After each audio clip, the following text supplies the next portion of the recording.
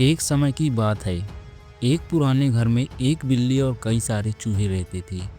कई दिनों से भोजन ना मिलने से बिल्ली बहुत भूखी थी और चूहों को पकड़ने की कोशिश कर रही थी, लेकिन चूहे हमेशा किसी न किसी तरीके से बच निकलते। एक दिन बिल्ली ने सोचा, अगर मैं चालाकी से काम लूं तो इन चूहों को आसानी से पकड़ सकती हूं।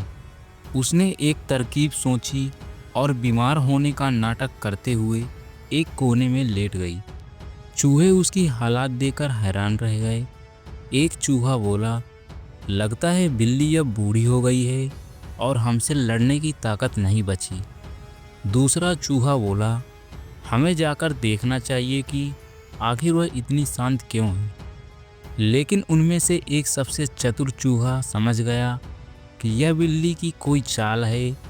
उसने बाकी चूहों से कहा कि यह बिल्ली हमें धोखा देने की कोशिश कर रही है।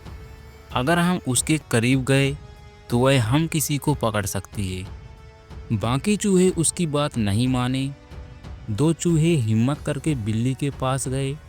जैसे ही वह उसके नज़दीक पहुँचे, बिल्ली ने पलक झपकते ही दोनों को पकड़ लिया और फिर अपना भोजन बना लिया। चतुर चूहा दूर से यह सब देख रहा था। उसने बाकी चूहों से कहा, मैंने पहले ही कहा था कि कभी भी दुश्मन की चाल को नज़रअंदाज मत करो। इसके बाद सभी चूहे सावधान रहने लगे और बिल्ली की हर चाल को समझते और उससे दूरी बनाए रखते।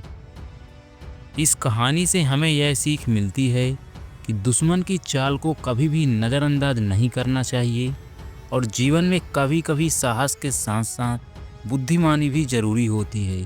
बिना सोचे समझे कोई भी कदम उठाना खतरनाक हो सकता है।